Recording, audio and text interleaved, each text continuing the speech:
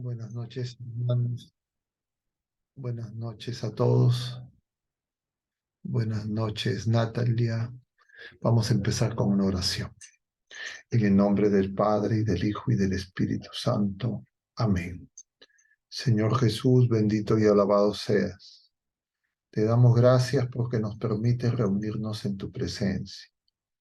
Te pedimos que todas las cosas que pensemos, digamos y hagamos durante toda nuestra vida y en el día de hoy, todo parta de ti como su fuente y todo llega a ti como su fin. Y lo hacemos con la oración de los hijos de Dios que tú mismo nos enseñaste.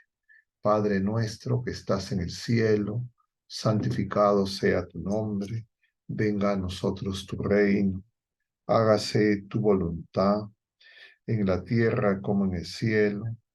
Danos hoy nuestro pan de cada día, perdona nuestras ofensas como también nosotros perdonamos a los que nos ofenden, y no nos dejes caer en la tentación, y líbranos del mal. Amén. En el nombre del Padre, del Hijo y del Espíritu Santo. Amén. Muy bien, queridos hermanos. Es, esta, esta semana, este jueves, el tema propuesto es el juicio final. Estamos tocando estos temas hacia fin del año litúrgico, que son de índole escatológica, y el jueves pasado veíamos los signos de los últimos tiempos. Y es en ese contexto que vamos a presentar este tema. Voy a tratar de hacerlo ajustado a un esquema para hacerlo lo más ordenado posible. Les voy a compartir un documento y a partir de ahí vamos a desarrollar el tema. A ver, ojalá que este documento ayude. No, veríamos. Este documento está tomado a partir del Catecismo de la Iglesia Católica. O sea, no son las cosas que a mí se me ocurren, y estamos en continuidad con lo que veíamos también de otros temas que hemos visto en relación a la última prueba de la Iglesia. Como ustedes saben, ya lo hemos visto en relación a esta misma secuencia de temas que hemos visto los días precedentes. Jueves anteriores, semanas anteriores, los numerales 675, 676 y 677. Y específicamente cuando retomamos ese numeral 677 y se nos presentaba antes esa última prueba, que es esa apostasía, esa impostura suprema, la del anticristo, y cómo esas bestias que se van a rebelar contra Dios, contra su Mesías, contra el ungido, finalmente el triunfo de Dios, nos decía este numeral, sobre la rebelión del mal tomará la forma de juicio final. Y entonces, de allí es que tomamos este tema. Y este juicio final ocurrirá después de la última sacudida cósmica de este mundo que pasa. Es decir, de este orden que se instaura cuando nos apartamos de Dios, y entonces a partir de ahí vamos a continuar con el numeral 678 del Catecismo de la Iglesia Católica, y que tiene como acápite que el Señor viene a juzgar a vivos y muertos. Y conviene en estos momentos señalar que este juicio a los vivos y muertos, como mencionábamos ayer, implica que todos nosotros, tanto en ese último momento de la parusía, de la manifestación de estos signos antes de la segunda venida del Señor, que habrá ese juicio final, como nos dice el numeral 677 del Catecismo, pero también cuando cada criatura humana acaba su peregrinación terrena cada uno de estas criaturas humanas, hermanos nuestros que ya partieron, y a nosotros cuando nos toque también nos presentaremos ante el Señor y también seremos juzgados en un juicio particular y en algún momento habrá un juicio universal. Ahora, ese juicio es entrar en el fuego del amor de Dios. Somos juzgados por ese fuego, por ese amor de Dios que en Jesucristo, verdadero Dios y verdadero hombre, que en su primera venida viene manso y humilde, no a juzgarnos, sino a salvarnos. Sin embargo, en su segunda venida, como Rey soberano, Rey del universo, vendrá también como juez. Y entonces nosotros tenemos que tener claro que todos nosotros, todos los seres humanos, vamos a ser juzgados. Y el Señor no ha ocultado eso, se reveló desde el pueblo de la primera alianza, está anunciado por los profetas, y también el Señor en muchos pasajes de los evangelios habla de ese juicio final, y también distintos libros del Nuevo Testamento también nos lo recuerdan. Sin embargo, muchas veces nosotros vivimos en la vida presente sin una idea tan clara de ese juicio, y eso es ciertamente una omisión. Es algo que ha sido revelado no para que lo ignoremos, sino para que lo conozcamos. Y se da la paradoja que muchas veces conocemos muchas cosas, pero que no son lo que el Señor nos dice. No es la revelación que el Señor nos ha dado.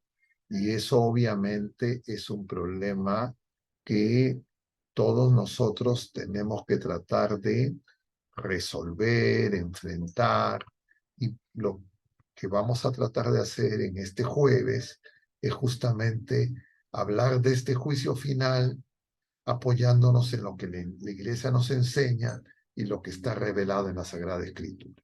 Entonces, dicho esto, no es que decimos, bueno, como no sabemos el día ni la hora, cuándo será el día de la parucía, entonces no interesa.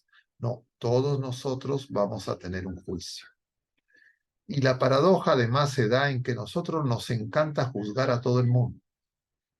Más en este tiempo, nosotros juzgamos, criticamos, vemos los problemas y los defectos de los demás. Sin embargo, lo que menos nos gusta es que nos juzguen y nos critiquen a nosotros, pero eso mientras que juzgamos y no queremos ser juzgados por las criaturas humanas, nos olvidamos que el único juicio importante, el único juicio que cuenta es el del Señor. Y entonces necesitamos repasar a estas alturas del año litúrgico, ya por acabar, este tema. Voy a volver al documento. Entonces, queridos hermanos, voy a tratar de ajustarme a lo que dice el catecismo. Entonces, numeral 6678, ustedes lo pueden ver con más calma. Y hace una serie de citas. Algunas de las citas las he anotado y una de ellas es la del libro de Daniel, la vamos a ver la próxima semana. El libro de Daniel es un libro, diríamos, escatológico. Ocurre en tiempos del exilio en Babilonia.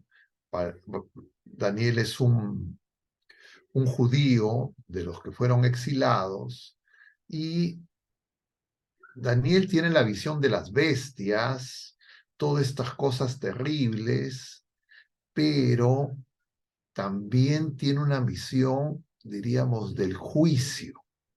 Y dice Daniel, yo seguía contemplando en las visiones de la noche, y aquí que en las nubes del cielo venía como un hijo de hombre, se dirigió hacia el anciano y fue llevado a su presencia.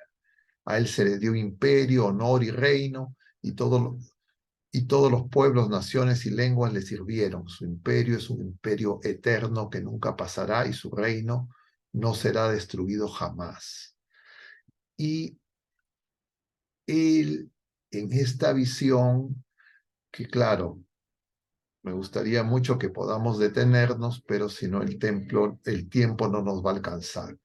En el versículo 10 dice Daniel, vio, o desde el versículo 9, cuando ve esta majestuosidad, dice, mientras yo contemplaba a esas bestias, se aderezaron unos tronos y un anciano se sentó, su vestidura blanca como la nieve, los cabellos de su cabeza puros como la lana, su trono llamas de fuego, con ruedas de fuego ardiente. Un río de fuego corría y manaba delante de él. Miles de millares le servían, miriadas de miriadas estaban en pie de él. El tribunal se sentó y se abrieron los libros. Miré entonces, atraído por el ruido de las grandes cosas, del cuerno, de la bestia, y ahí es donde aparece la figura del Hijo del Hombre. Entonces voy a subrayar, permítame un momento, y lo voy a sombrear. Entonces, ya desde el Antiguo Testamento quedaba claro que iba a haber un juicio. Joel también lo menciona, capítulo 3, versículo 4. Habla de los signos cósmicos, el sol se cambiará en tinieblas y la luna en sangre ante la venida del día de Yahvé grande y terrible, es el día del juicio. Y sucederá que todo el que invoque el nombre de Yahvé será salvo, porque en el monte Sión y en Jerusalén habrá supervivencia. Como ha dicho Yahvé, y entre los supervivientes estarán los que llame Yahvé.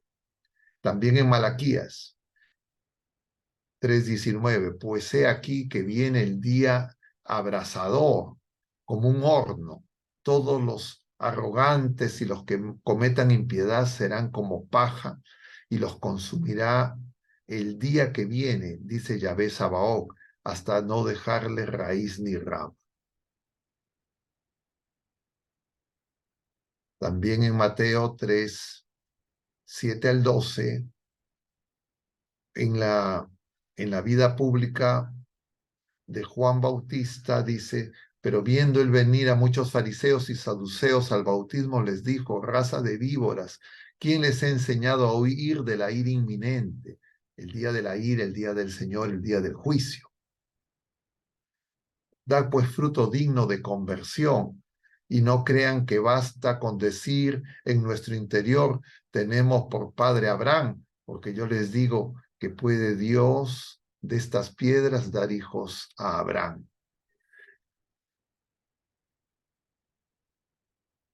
Ya está el hacha puesta a la raíz de los árboles y todo árbol que no dé buen fruto será cortado y arrojado al fuego. Yo los bautizo con agua para conversión, pero aquel que viene detrás de mí es más fuerte que yo no soy digno de llevarle las sandalias, él los bautizará con Espíritu Santo. En su mano tiene el bieldo y va a limpiar su era, recogerá su trigo en el granero, pero la paja la quemará con fuego que no se apaga. Y también el Señor nos habla de ese juicio. Y lo he puesto según la temática de lo que el Señor menciona. En primer lugar, que se pondrá a la luz la conducta de cada uno. Marcos 12. Acercóse uno de los escribas que le había oído y viendo que le había respondido muy bien, le preguntó cuál es el primero de los mandamientos. Siempre tengo este problema con esto. Ya. Bueno. Y entonces Jesús le contestó, el primero es, escucha Israel, el Señor nuestro Dios es el único, amarás al Señor con todo tu corazón, con toda tu alma, con todas tus fuerzas. El segundo es, amarás a tu prójimo como a ti mismo. No existe otro mandamiento mayor. Le dijo el escriba, muy bien, maestro, tiene razón. Es el único Dios. Y en amarle con todo el corazón, con toda la inteligencia y con todas las fuerzas, y amar al prójimo como a sí mismo vale más que todos los holocaustos y sacrificios. Jesús, viendo que había contestado con sensatez, le dijo, no estás lejos del reino de Dios. Y nadie más se atrevía a preguntar. Jesús, tomando la palabra, decía mientras se enseñaba en el templo, ¿cómo dicen los escribas que el Cristo es hijo de David? David mismo dijo, Movido por el Espíritu Santo, dijo el Señor a mi Señor, siéntate a mi derecha, hasta que ponga a tus enemigos debajo de mis pies. El mismo David le llama Señor, ¿cómo entonces puede ser hijo suyo? La muchedumbre le oía con agrado.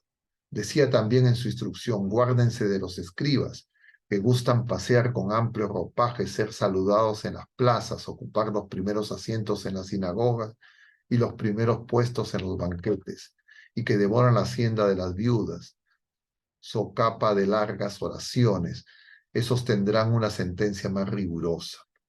Jesús se sentó frente al arca del tesoro y miraba cómo echaba la gente monedas en el arca. Muchos echaban mucho. Llegó también una viuda pobre y echó unas moneditas, o sea, una cuarta parte de las. Entonces, llamando a sus discípulos, os digo de verdad que esta viuda ha echado más que todos, pues todos echan lo que les sobra. En cambio, está echado de lo que necesitaba, todo cuanto poseía. Voy a cerrar un momento para hacer algunos comentarios. Entonces, queridos hermanos, todas estas referencias que el mismo Señor y antes los profetas nos dan son para que nosotros tengamos muy claramente que vamos a tener un juicio, vamos a ser juzgados. Y el Señor es quien nos va a juzgar. Y ninguno de nosotros podremos escapar de ese juicio. Entonces, acá no se trata de lo que opina la gente, es el juicio del Señor. Y el Señor nos va a decir cómo es que va a ser ese juicio. Y justamente eso es lo importante que nosotros tenemos que tener muy presentes en nuestra vida como peregrinos en la fe. Y lo primero que el Señor nos va a decir es que el juez es Él. Nosotros no somos los jueces. Y los juicios de las otras criaturas humanas, sean favorables o desfavorables, no cuentan. Solo el juicio del Señor. Y entonces, volviendo a compartir, vamos a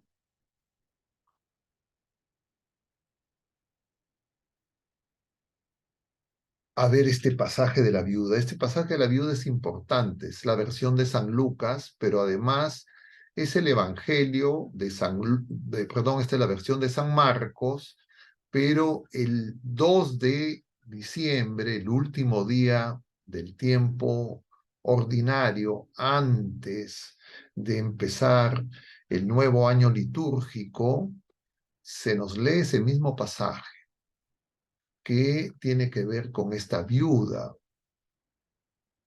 que es la que da todo. Y claro, el Señor está presente observando y contemplando lo pequeño. Quiere que nosotros nos demos cuenta que no es la cantidad, sino es la fe, es la esperanza y es el amor de nuestras obras, significadas en esas monedas de esta viuda.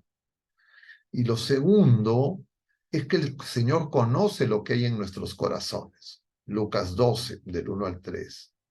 Habiéndose reunido miles y miles de personas hasta pisarse unos a otros, se puso a decir primeramente a los discípulos, guárdense de la levadura de los fariseos, que es la hipocresía.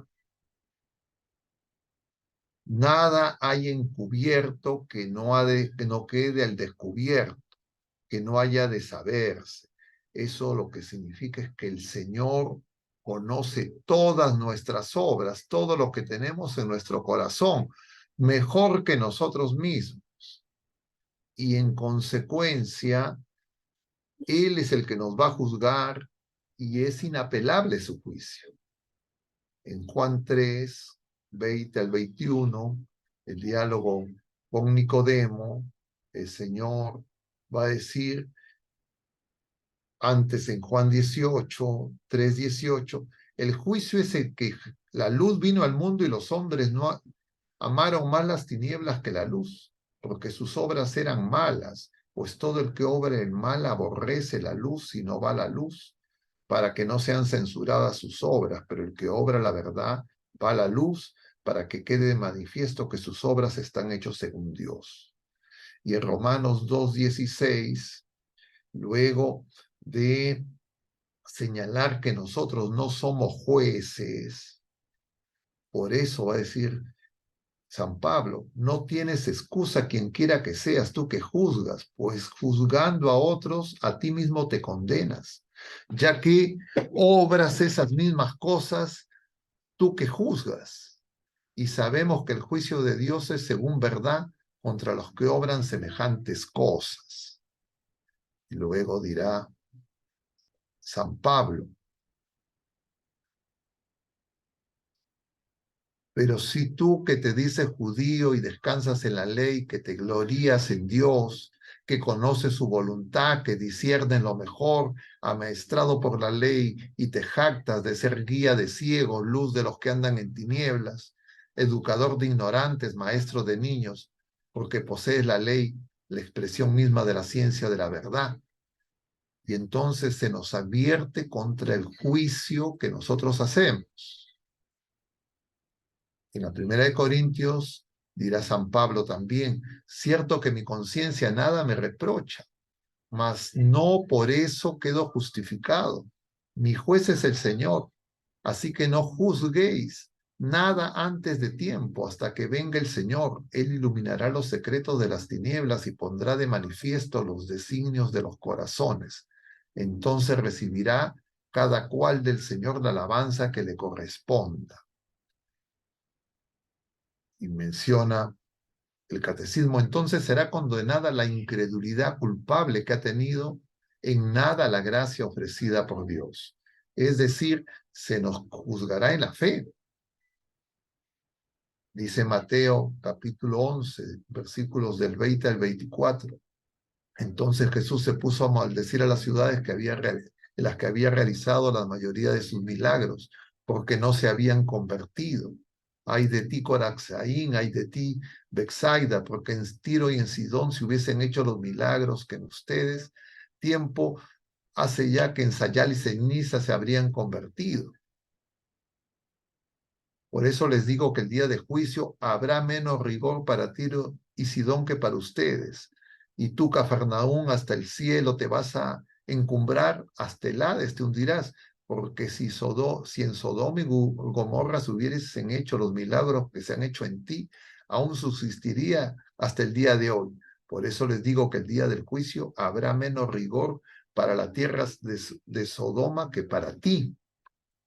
Y claro, uno equivocadamente podría decir, ah, bueno, está hablándole a esas ciudades. No, nos está hablando a nosotros y a todo el mundo, porque nosotros, queridos hermanos, entre nosotros se han hecho mucho más milagros que en Cafarnaúm, que en Bexaida. Cada Eucaristía, cada confesión, cada bautismo, cada sacramento, cada presencia del Señor.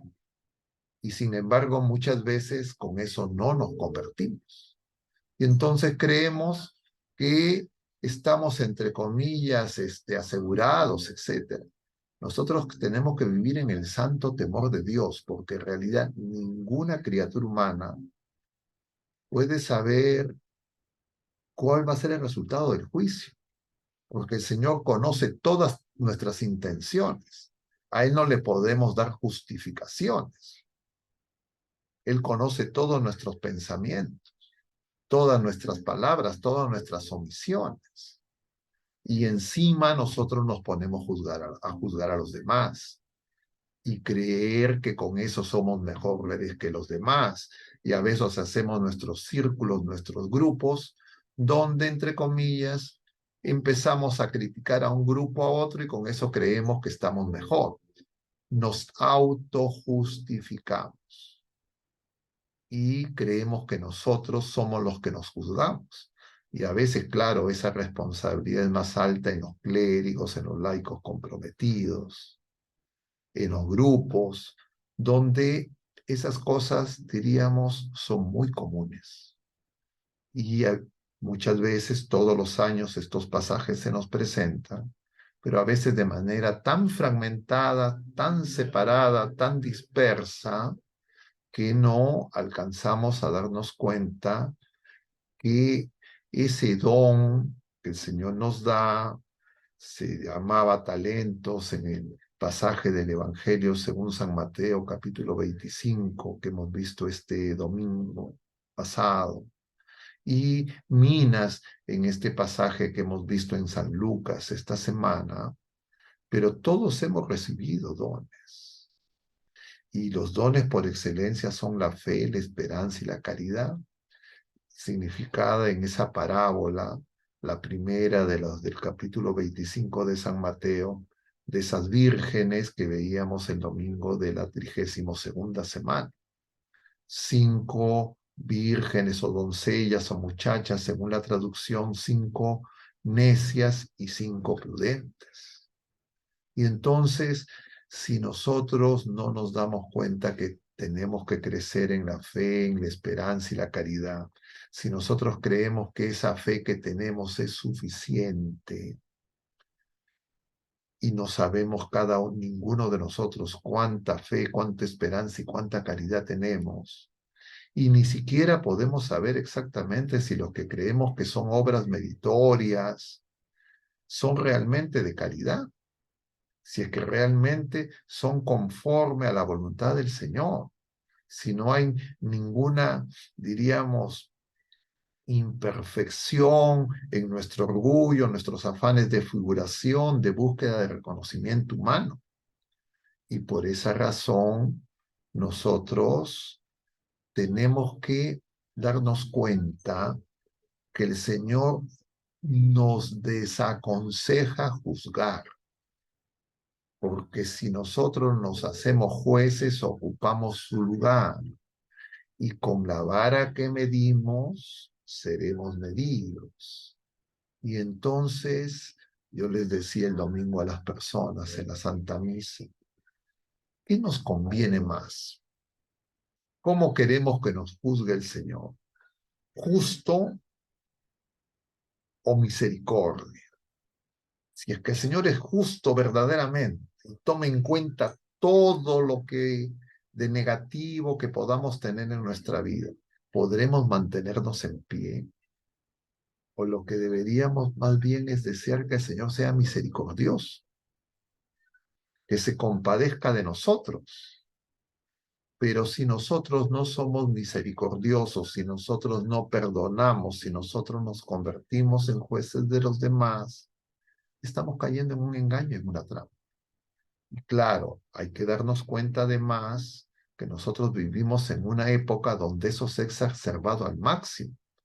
Porque si uno ve la currícula de los niños, de los jóvenes, se hace énfasis en estas técnicas de comunicación, de expresión, y todos los medios de comunicación, los políticos, los de la farándula, los deportivos, entrenan a las personas mañana, tarde y noche en criticar y en juzgar a todo el mundo y todas las cosas. Y entonces nos brota casi espontáneamente estar juzgando aquí y allá. Y las redes sociales hacen que eso se multiplique. Y claro, nosotros creemos que eso no va a tener consecuencias. A veces podemos creer equivocadamente, no es que yo estoy denunciando, pero esa persona que quieres denunciar no la tiene frente a ti. Estás hablando en abstracto, estás ocupando algo que no es tu tarea. Y entonces algunas personas desahogan sus ansiedades, sus miedos, sus, no sé, sus deseos de evangelización, les llaman algunos inclusive, con una especie de crítica de grupo casi de morbosamente intercambiando videos, audios, posts, etcétera, todos los días, y entonces creen que están informados, creen que saben lo que está pasando, pero no se detienen a escuchar al Señor, a lo que Él nos dice, el Señor que nos va a juzgar y que nos anticipa cómo va a ser ese juicio. Y claro, lo que están haciendo es están preparando un juicio más severo. Y entonces, hacia el fin del año litúrgico, nosotros tenemos que tomar estas palabras que son de una gravedad, palabras del Señor mismo, Y entonces no podremos decir no la sabíamos, no conocíamos. Como verán ustedes, este tema creo que es necesario porque a veces no se nos pasa por alto. En Mateo 12, 41, 42, el Señor también habla de la incredulidad de las generaciones. Cuando le piden un signo, generación malvada y adúltera, pide un signo, no se le da más signo que el del profeta Jonás. Igual habla de los ninivitas, se convirtieron con la predicación de Jonás. El Señor es más que Jonás, habla de la reina del Saba, que fue a buscar a Salomón y ahí hay alguien, él es más que Salomón. Y por eso es que nosotros tenemos que tener mucho cuidado, pero además la actitud con respecto al prójimo, que le revelará el acogido rechazo de la gracia y el amor de Dios. Porque si nosotros creemos que la fe es tener conocimientos de citas bíblicas, el demonio, dicho sea de paso, se conoce la Sagrada Escritura de memoria, conoce todos los documentos, pero no ama. Y a veces nosotros en esa mirada un tanto gnóstica podemos caer en el mismo error. Y en el Sermón de la Montaña, luego de hablarnos de las bienaventuranzas, luego de esas primeras enseñanzas, el Señor nos va a decir, porque les digo que si vuestra justicia no es mayor que la de los escribas y fariseos, no entrarán en el reino de los cielos. Han oído que se dijo, no matarás, y aquel que mate será reo ante el tribunal, pero yo les digo, todo aquel que se encolerice contra su hermano será reo ante el tribunal, pero el que lo llame imbécil será reo ante el Sanedrín, y el que lo llame renegado será reo de la gehenna del fuego. Si pues al presentar tu ofrenda en el altar te acuerdas entonces de que tu hermano tiene quejas contra ti, anda, reconcíliate con tu hermano. Y también en Mateo 7 del 1 al 5, no juzgues para que no sean juzgados.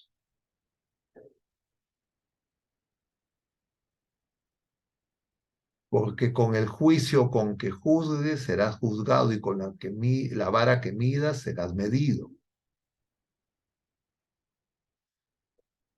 Pues cómo es que miras la brizna que hay en el ojo de tu hermano y no reparas en la viga que hay en tu ojo. ¿O cómo vas a decir a tu hermano, deja que te saque la brizna, la mota del ojo teniendo una viga en el tuyo? Hipócrita. Saca primero la viga de tu ojo y entonces podrás sacar la mota de tu hermano. Además, el Señor dice que el último día, cuando hicieron a uno de estos hermanos míos más pequeños, a mí me lo hicieron. Ese es el Evangelio del domingo, la tercera parábola del capítulo 25 de San Mateo. Y el Señor les dirá, en verdad les digo, que cuando hicieron a uno de estos hermanos míos más pequeños, a mí me lo hicieron. Y es que la presencia del Señor en los pequeños, en los que nos cuentan para el mundo, no hay que olvidarlo, en los que sufren, en los enfermos, en los presos, es presencia real. No es presencia sustancial como la Eucaristía, pero es presencia real. Y si es que nosotros, como dice San Juan, decimos que amamos a Dios y no amamos a nuestros hermanos a quien vemos, somos unos mentirosos. Y claro, es muy común, yo como sacerdote lo observo, que entre nosotros somos pues hipercríticos, no faltan en las parroquias, en los grupos parroquiales, las personas, entre comillas, que se dicen muy celosas del Señor, pero desprecian a las personas. Ay, es que este me interrumpe, este me quita la paciencia. ¿Qué te andas fijando tú de las otras personas? Y es que justamente no sabemos amar y no nos damos cuenta. Y entonces buscamos alianzas con alguien, etcétera, para expulsar. Nos indignamos cuando se dan los sacramentos a la gente. claro, y creemos que tenemos fe. Entonces, claro, estas cosas son para que nos demos cuenta a tiempo. No es para molestarnos, no es para fastidiarnos. El Señor nos enseña, nos dice cómo va a ser el juicio. No es que está Él peleando ni con los fariseos ni con los escribas.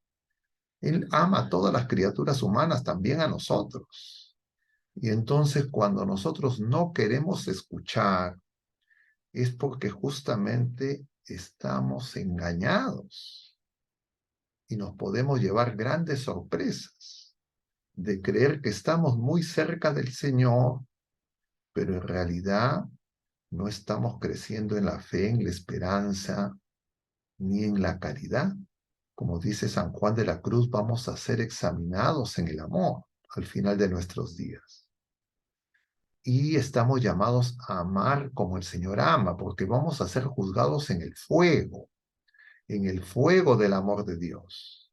Y lo único que no puede ser, diríamos, destruido por ese fuego de amor es si nosotros amamos como el Señor nos ama. Perdonamos como el Señor nos perdona. A veces la gente dice, no, es que yo soy impaciente, que esas personas. Nosotros tenemos que pedir al Señor. Si tenemos esas sensaciones, esas reacciones, tenemos que darnos cuenta. Me falta fe, me falta esperanza. Señor, no te amo como tú me amas. Me estoy autoengañando creyendo que las lágrimas, mis palabras, mis sentimientos son trampas. Porque la prueba de amar es que yo amo a las personas a las que veo. Y entonces, si yo los ando despreciando, no dejo ni que me abracen ni que me toquen, les menciono el nombre y reacciono como si fuera un espanto, y ando murmurando por aquí y allá, intrigando, creyendo que nadie se entera, y es porque no me interesa el Señor, porque el Señor sí se entera. Para el Señor no hay nada oculto. Él lo ve todo, sabe todo.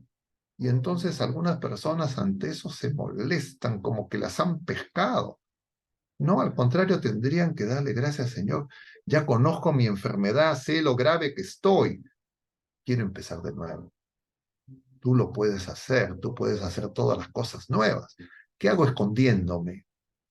¿Qué hago creyendo que estoy bien? ¿Qué hago buscando aparentar? Y justamente eso le pasó al pueblo de la primera alianza y también nos puede pasar a cada uno de nosotros. Voy a volver a compartir. Cristo es Señor de la vida eterna. El pleno derecho de juzgar definitivamente las obras y los corazones de los hombres pertenece a Cristo como Redentor del mundo. Adquirió este derecho por su cruz. La cruz ya es un juicio. En la cruz ya hemos sido juzgados, porque la cruz es la manifestación del amor de Dios.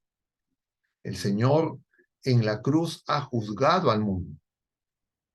Y si nosotros no nos dejamos abrazar por ese amor y no amamos, y lo que creemos es que tenemos que hacer una especie de mezcolanza de nuestras ideas, nuestros gustos, nuestros deseos y algunos pasajes que acomodamos del Evangelio, y a eso le queremos llamar fe, y que queremos buscar por ahí a alguien, una, dos o tres personas, más si son curas que nos, entre comillas, nos confirman nuestros errores, entonces con eso creemos que estamos caminando en presencia del Señor. Y eso ahora es muy común. Bueno, no ahora. Siempre ha sido muy común, pero ahora eso se ha hecho más, yo diría, epidémico. Volvamos al documento. Entonces el juez es el Señor. Dice, adquirió este derecho en la cruz, el Padre le ha entregado todo juicio, y en Juan 5:22, porque el Padre no juzga a nadie, sino que todo juicio ha sido entregado al Hijo. Y claro, uno tendría que preguntarse, ¿y eso es bueno? En realidad, la respuesta es dual, porque de un lado Efectivamente, quien nos va a juzgar es quien ha muerto por nosotros, quien nos ama infinitamente. Pero también quien nos va a juzgar es quien conoce hasta cuántos cabellos tenemos. A quien no le podemos decir, bueno, es que tú no sabes lo que ha sido mi vida, tú no sabes lo que yo he sufrido. Él nos dirá, oye, mira, mira mi corona de espinas, mira mis llagas. ¿Qué me hablas de sufrimiento? Y entonces es dual, pero para poder estar en presencia del Señor de pie como a nuestra Madre Santísima, el Señor nos da estas enseñanzas para que nos demos cuenta y dejemos de lado. Y eso, claro, empieza muchas veces desde las casas, porque las mamás, entre comillas, engreidoras, hay que su hijito, el héroe, su hijito es el héroe, que cae nadie como su hijito, y que están bendecidos y por eso tienen todas las cosas y se vuelven hipócritas y andan buscando, codiciando, mezquinando, hablando mal de todo el mundo. Y entonces así forman a sus hijitos, ellas y sus hijitos están lejos del Señor. Y por eso, queridos hermanos, nosotros tenemos que, en estos días de este año que está ya por terminar, pedirle al Señor, clamar por su misericordia, porque sin la misericordia y la compasión del Señor, nosotros no podríamos subsistir en un juicio. Pero ¿cómo alcanzar misericordia? Y está en las bienaventuranzas con que inicia el capítulo 5 de San Mateo. Si nosotros no somos misericordiosos, ¿cómo vamos a alcanzar misericordia? Algunas personas se quieren disfrazar de justicieros. Yo soy muy justo, yo soy muy recto. A mí nada, no, yo castigo, etcétera. Y yo conozco gente que hace cosas terribles y cree que está muy bien. Claro, eso es lo peor que nos manera de prepararnos para entrar en la presencia del Señor. Y por eso es que necesitamos la oración de unos por otros, porque en realidad ese día es un día terrible, es el día de la verdad, de la verdad. La verdad no es una doctrina, simplemente. La verdad es la persona de Cristo, que nos ama y nos manda que amemos como Él nos ama. Y nosotros no podemos amar y perdonar, amar misericordiosamente como Él nos ama, si Él no ama en nosotros, con nosotros y por nosotros. Tenemos que recibir ese amor y para eso Él nos da el don del Espíritu Santo. Ese es el juicio en el fuego. Voy a compartir nuevamente que ya estamos excediéndonos en el tiempo. Y bueno, y entonces quien juzgue es el Hijo y le ha dado todo el poder porque es el Hijo del Hombre. Y no se extrañen de esto, llega la hora, dice el Señor Juan, capítulo 5, llega la hora en que todos los que estén en los sepulcros oirán su voz.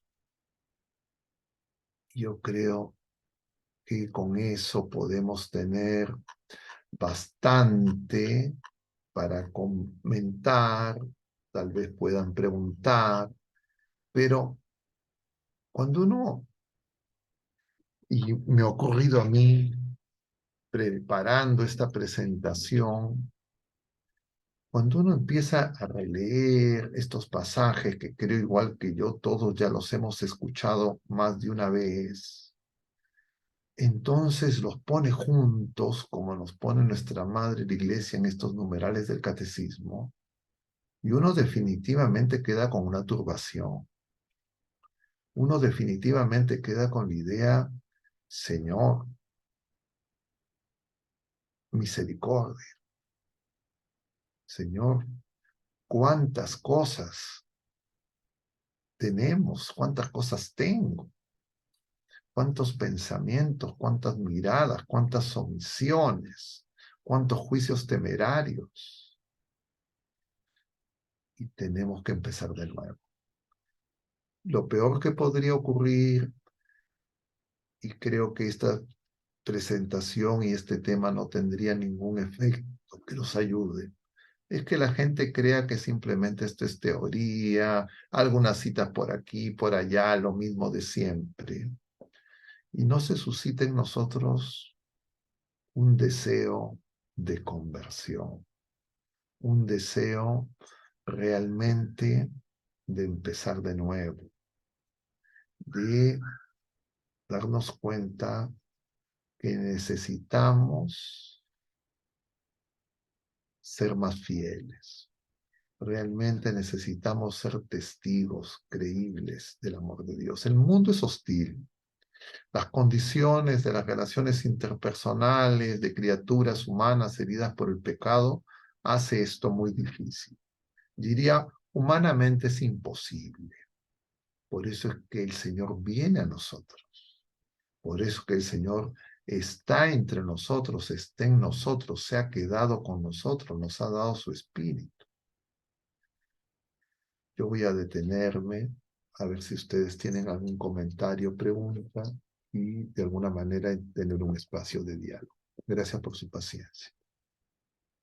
Muchas gracias a usted, padre. Tenemos una pregunta que nos dice, le pregunta usted, padre, ¿cuál sería el límite de la corrección fraterna? ¿O hay que dejárselo siempre al juicio perfecto del Señor? O sea, la corrección fraterna, todos los que hemos intentado hacer o los que hemos recibido corrección fraterna sabemos que es muy difícil. Y claro, cuando las personas que nos corrigen o las personas a los que corregimos son personas a las que amamos y son personas que nos aman, claro, eso facilita mucho la corrección fraterna. Pero entre personas heridas por el pecado, donde nuestra soberbia y nuestro orgullo está intocado, apenas alguien le dice algo a una de esas personas se van a molestar, se van a resentir, van a empezar a murmurar, a planear, a calumniar, a difamar y hipócritamente van a buscar, entre comillas, aparentar que no pasa nada. Y por eso es muy difícil. Sin embargo, hay que tratar de hacerlo. De otro lado, justamente todas estas diferencias lo que hacen es generar la persecución. Porque como veíamos la semana pasada, la persecución va a venir y viene de dentro. Viene de los que te sonríen, igual que al Señor. De los que te sonríen, por un lado te dicen jajaja, ja, ja, y por otro lado están cuchicheando, pasando mensajes de WhatsApp, hablando por teléfono y diciéndolo. No, esto que nadie se entere. Claro, que nadie se entere. No, eso el Señor lo tiene, lo está escuchando, para él es un megáfono. Y el Señor hace que eso se manifieste. Pero claro, esas personas creen que pueden continuar en esa actitud. Pero en mi experiencia personal, reducida y pequeña, yo lo que encuentro es que es muy difícil. Entonces, a veces, lo que se necesita y puede ayudar es exhortarlos a la conversión, porque ocurre que cuando tú le empiezas a decir las cosas a la gente se molesta, cambia, distorsiona y empieza a hablar cosas muy terribles. Yo diría, en el ambiente eclesial es mucho más difícil que en el mundo. En el mundo la gente, yo creo que tiene más posibilidades, porque como ya la gente está acostumbrada a decirse las cosas y a veces con cierta agresividad, entonces no sorprende tanto. Pero en medio del mundo eclesial, con esa levadura de los fariseos, donde todos se quieren disfrazar de buenitos, entonces, claro, nadie quiere que lo bajen del pedestal que él mismo se construye. Y es que en la soberbia y el orgullo, en el campo espiritual, religioso, es mucho más destructivo que el que se da en otros campos, que también generan soberbia. Y por eso es que los fariseos, los escribas son tan duramente criticados por el Señor. Y el Señor sabía perfectamente que ellos eran los que lo iban a matar. Yo por eso les digo frecuentemente a la gente, nosotros nos parecemos a esos fariseos y esos escribas. Entonces, cuando el Señor habla en los evangelios de esos fariseos y esos escribas, de esos sumos sacerdotes, tenemos que escucharlo en primera persona. Eso es para mí. Pero cuando uno proyecta en tercera persona, en abstracto, o empieza a hablar del pecado del mundo, de los malos, etcétera, el Señor les dice claramente y a nosotros también, oye, si es que su justicia no es mayor que los fariseos, que los escribas, no van a entrar al reino de los cielos. Les va a decir, las prostitutas y los publicanos los van a preceder. Entonces son palabras, el Señor nos lo dice muy claramente. Entonces, si yo tuviera que responder concisamente, yo diría, antes de hacer corrección fraterna, hagamos oración por esas personas, amémoslos y antes que fijarnos en la mota del ojo de nuestros hermanos, fijémonos en la viga que tenemos. Y cuidado con esos, entre comillas, acuerdos a media voz, porque muchas veces uno se forma pues su grupito, ¿no? Su grupito de los que, entre comillas, están bien, y entre ellos se refuerzan mutuamente. Y entonces eso es algo que definitivamente no nos ayuda. De acuerdo, padre, muchas gracias. Tenemos otra pregunta más.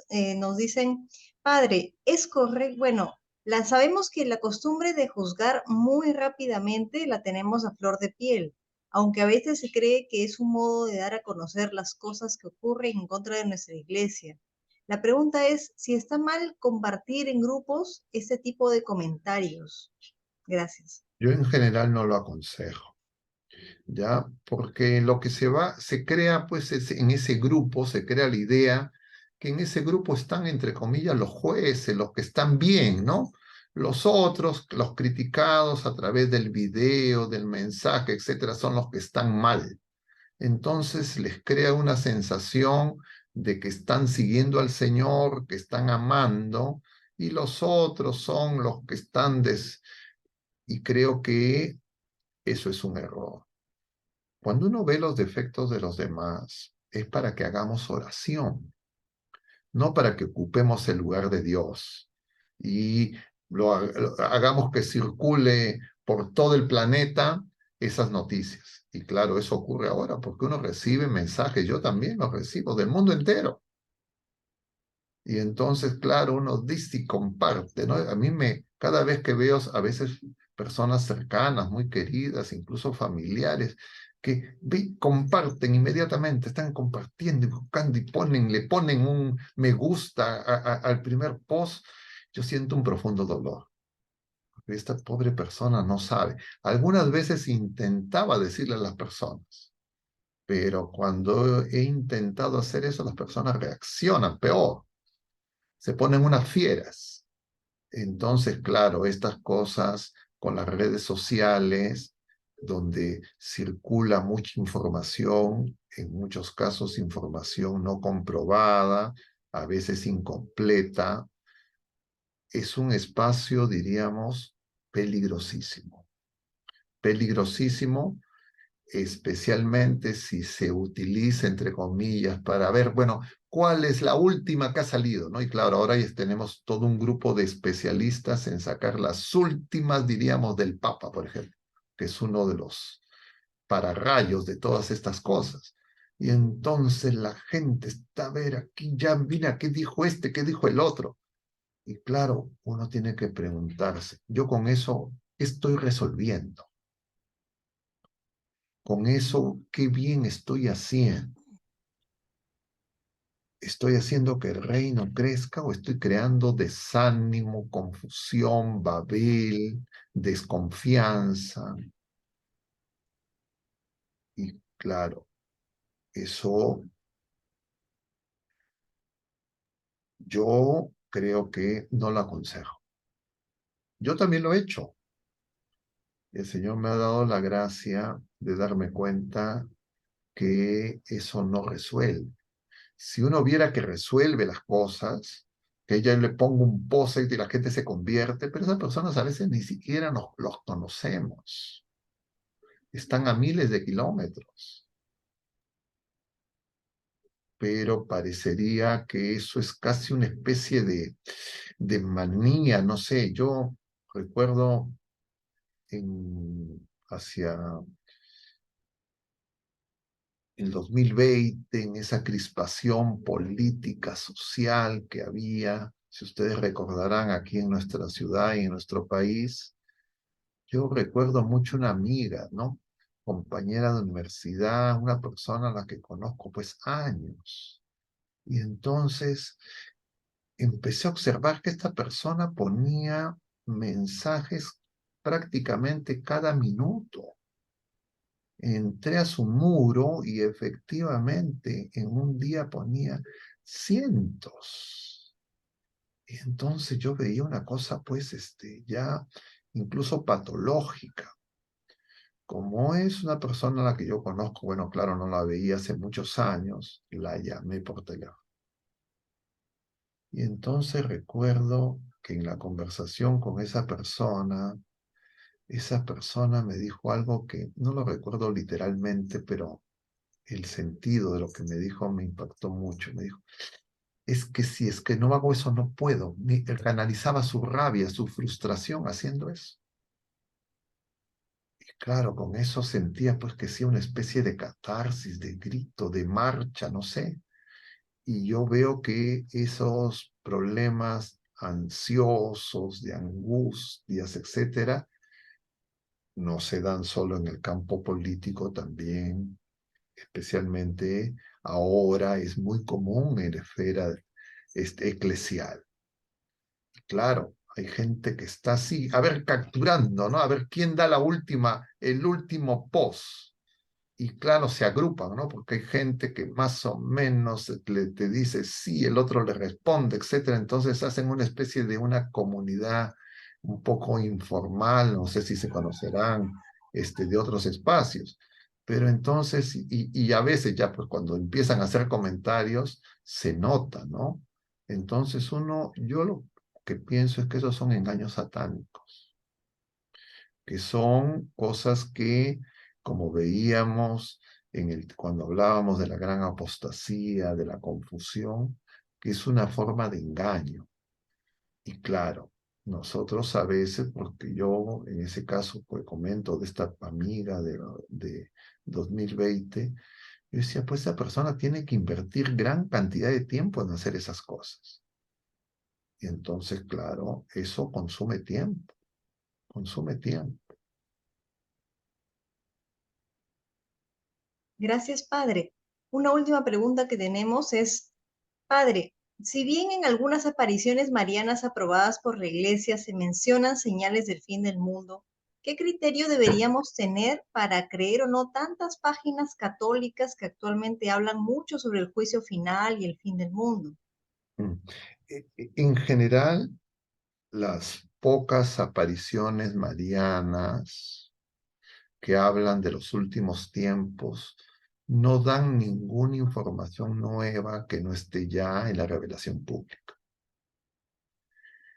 Entonces, lo que creo que nosotros tenemos que hacer es conocer la revelación pública, porque en las revelaciones privadas a veces hay cosas que se agregan y a veces hay gente que cree que las revelaciones privadas son, diríamos, dogmas de fe, cosas que tenemos que creer. Eso es un error. Y entonces la gente está muy atenta.